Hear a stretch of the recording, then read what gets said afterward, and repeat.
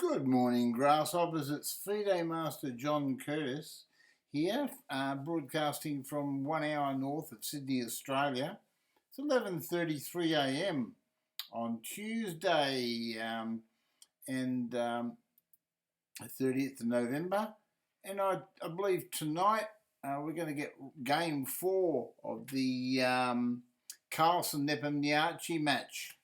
And I hope you stay up and enjoy it, or catch up with it tomorrow and catch the analysis on some of the great YouTube channels that are doing a really good job on reporting on it.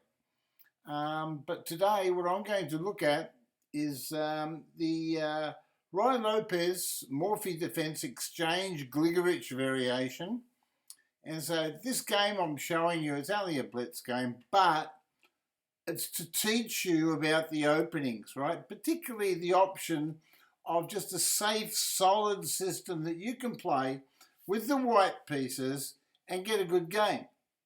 As I did here against a 2,228 rated player on chess.com, Mr. Ben 16 Sira 29. Okay, and without further ado, we'll get into the game and we'll have a look at it. Right.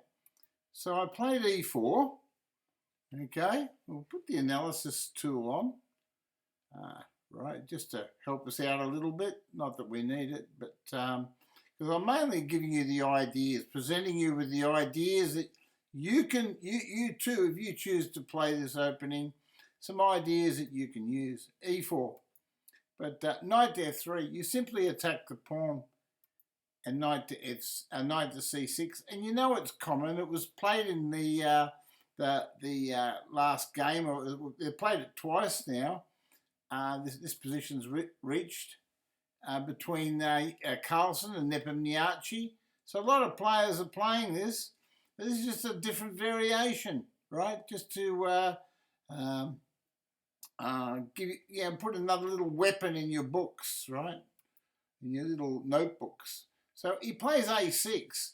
Now we've seen Nepo playing bishop to a4 on each occasion and then having to dodge the marshal attack. Okay, well, you don't need to with this move. The exchange, Morphy defense exchange, Gligoric variation. You just take the knight off, right? And the most common move that the opponents will play is pawn takes. It's like they've all been taught that after pawn takes, you're fine, and if knight takes pawn, you can play queen here and recover your pawn with check, because you're on the knight, you're attacking the two pieces, okay? All right then, well that wasn't played. He takes the knight, pawn takes, and I just castle, okay? Here they've got a choice of moves. They can play bishop to g5, bishop g4, and pin the knight, okay? Or if they do that, well, I usually just play d3 and bishop to e3 and knight to d2, okay? And if they play this move, f6, it does weaken these white squares a little bit, right? And so you have to take early advantage of them. And I played d4, okay? Right, so straight away we just recapture. And now, really black's forced to capture the pawn, because pawn takes pawn is too big a threat. Black would have an isolated e-pawn. So pawn takes pawn, knight takes pawn. Now we don't take with the queen. Taking with the queen would not be good for white.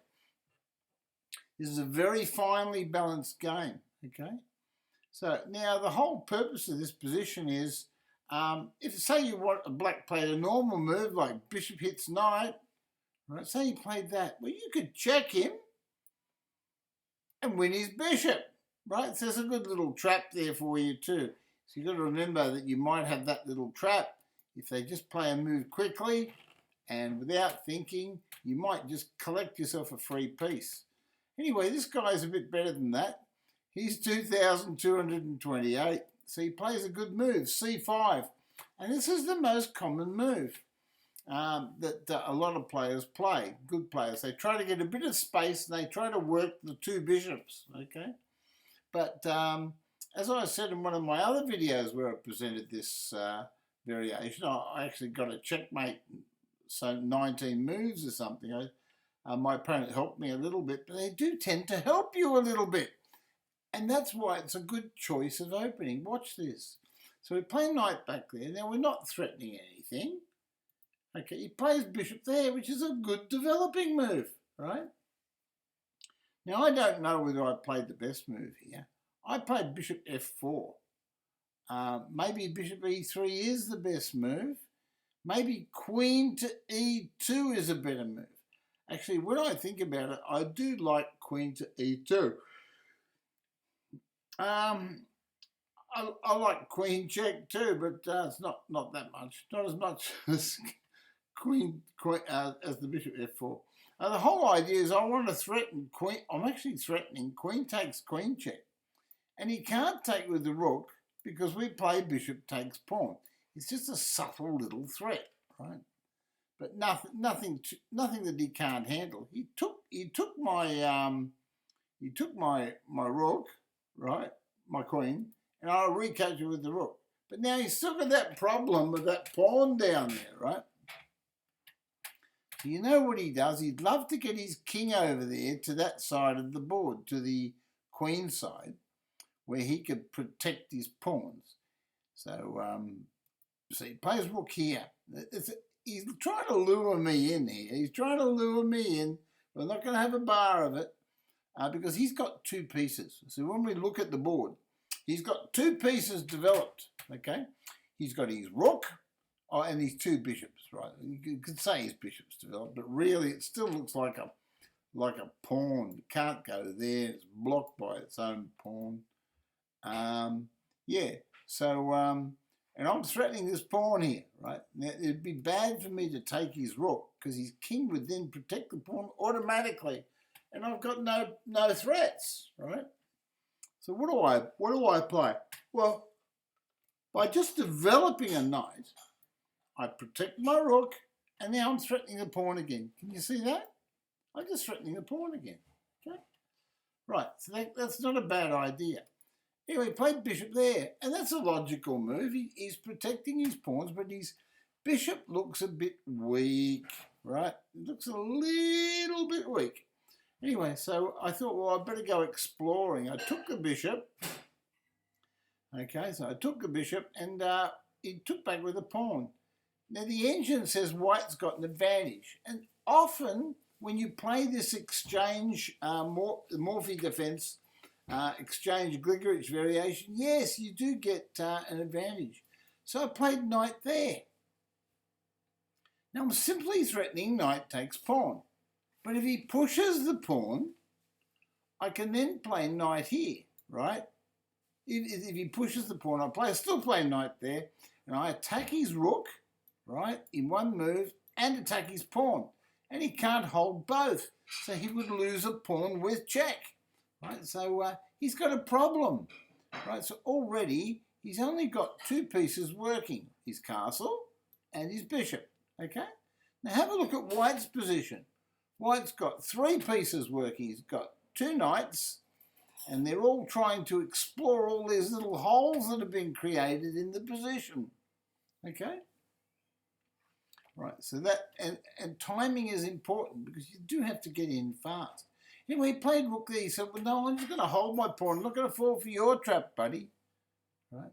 Then I thought to myself, maybe I could play knight to a4, but I didn't like it. So you know what I played? I played knight to d5. I thought, well, if you take the knight, right, I can always take back with the rook or the pawn, and I've got a fine game, but also my knight here can slip back here. So I thought, well, if he takes that, I could take with the rook, right? And the variation could go like this. Bishop takes knight, rook takes. He could develop and attack my rook. I could retreat here, right? Why do I play here and not all the way back? Well, I don't want to block this rook, right? I want it to get moving. Now, he can now play d5. He can do that. Okay. And that would be a damn difficult position for him because I can play rook to d1 and pin him. Okay. Yeah, I could do that. And it's not clear. It's not clear. It looks really bad. So, because as you can see from the bar on the side of the board, white's still got an advantage. So, but that's probably one line that he could play. But he just opts not to take the knight, which I think is even worse. Because because he's so scared of rook takes rook d2 and doubling rooks. So he played knight there. He says, oh, I'll just swap the pieces off, thank you. Maybe you'll take my knight like a bunny rabbit, and I'll take back with the king. And then he's probably hoping if he just knight takes, king takes, and he's fine, right? Fine, good, great game. But he's not playing a bunny rabbit. He's playing me. So he played there, so I put my knight in there and I attacked his castle. Now have a look at his castle. His castle's just about trapped, right? So he's all blocked up. White's just developed naturally. Have a look at our beautiful pawn structure. 3 pawns here, 3 pawns there, all on the original squares. And that's where you want them to be ideologically for the endgame. So, yeah, and this is what this video is all about. It's all about showing you the benefits of the Ruy Lopez Morphy defense and the Defense-Gligoric variation where you take that knight, you capture that knight in the opening on c6. And it's amazing how often your opponents will extend their pawns. Look at these pawns extended with all these holes. You see the hole? Hole on d5, hole on c6, holes on there. And of course, he's slow in developing his king side. He still hasn't castled. And he probably won't, right? Anyway, so I'm attacking his rook. Let's see what the young master does. He plays rook c7. Right, but unfortunately, that's just one move that holds one pawn, but it loses another. Rook takes pawn. We're threatening his bishop.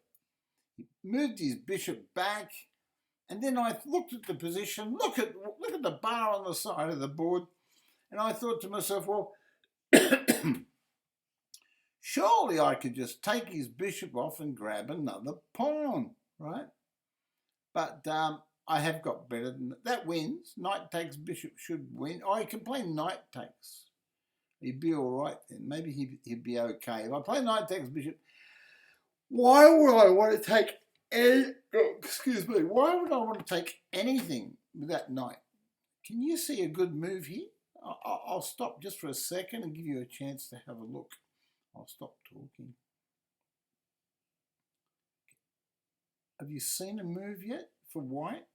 A good move? Taking into account all the pieces here. Well, if you suggested rook here, I'll give you a clap. But if you suggested knight to a8 to complete the sequence of the knights moving, well then, yes. Well, there you go. That's an interesting move, isn't it? Just knight there, because you ask yourself, what's he gonna do now, right?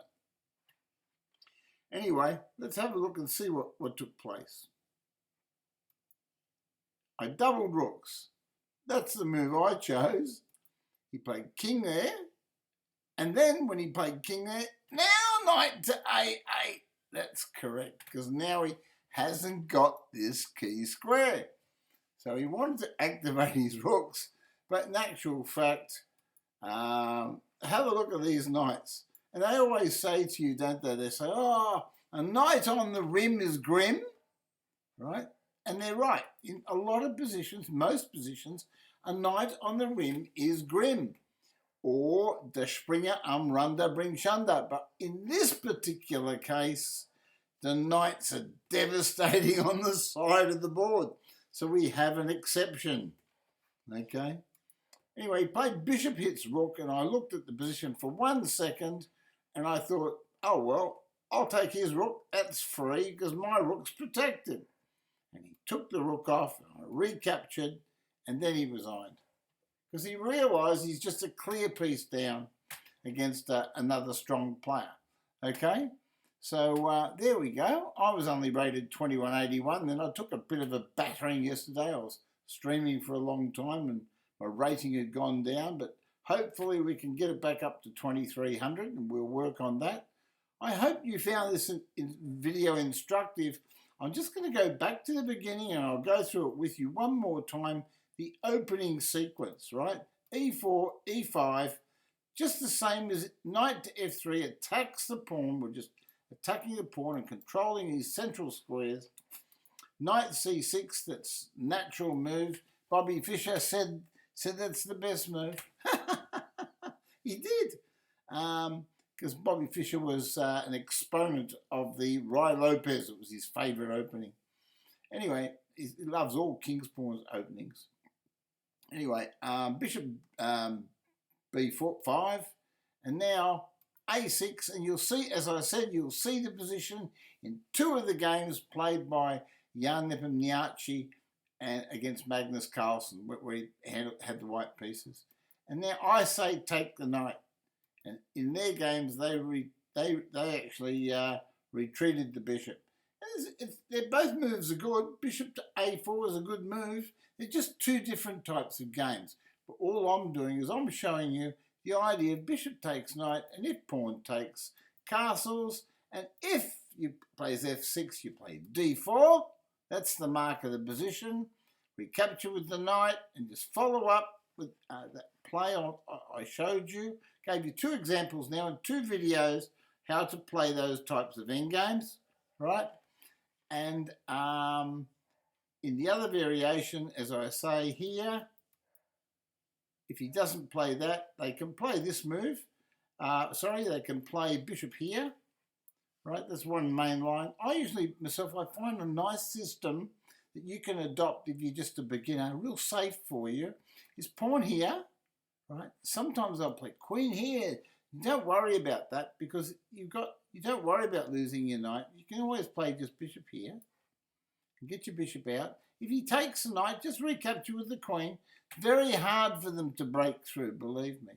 And if he doesn't take and he plays a move like knight here, or knight here, and he wants to play knight here and knight there, well, you can do. There's all sorts of little things you can do. You can just play knight here, right? Sometimes they'll play bishop to D6. Well, you still play knight there, and then they'll play knight here, and they'll try to come across here. Well, I've got a good little idea against it. I play C4, right? Okay. It threatens to trap the bishop. Look, it threatens to trap the bishop. It tricks them a little bit, you know. They get a little bit cocky sometimes. So sometimes they'll play knight here.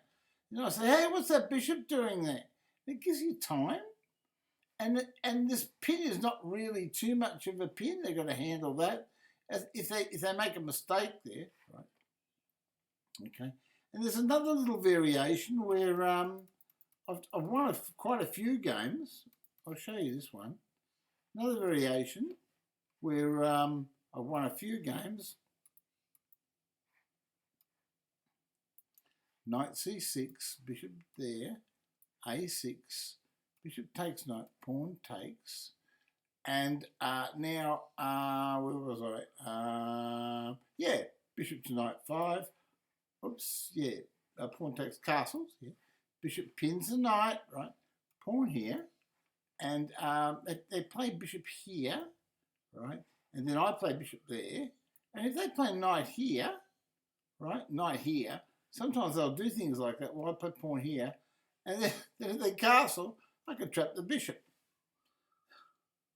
It's just a sneaky, dirty little trick, just to keep in the mind's eye, because sometimes they do silly things like putting a knight on E7, and you can just do that. Oh, there's another little trick too, I'll show you.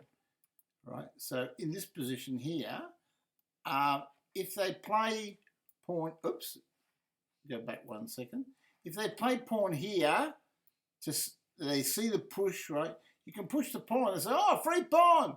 No, you trap the bishop again, right? It's just a little trick, right? But it might help you build up your armory, your weapons, so my grasshoppers can play better chess and be more competitive. So if we have a little FM John Curtis chess team maybe one day, my team will be very strong because they'll know all the little tricks and traps. Anyway, if you enjoyed this video, please give it a thumbs up, you know, like this little thumbs up icon there. And if you're you haven't subscribed to my channel, please subscribe.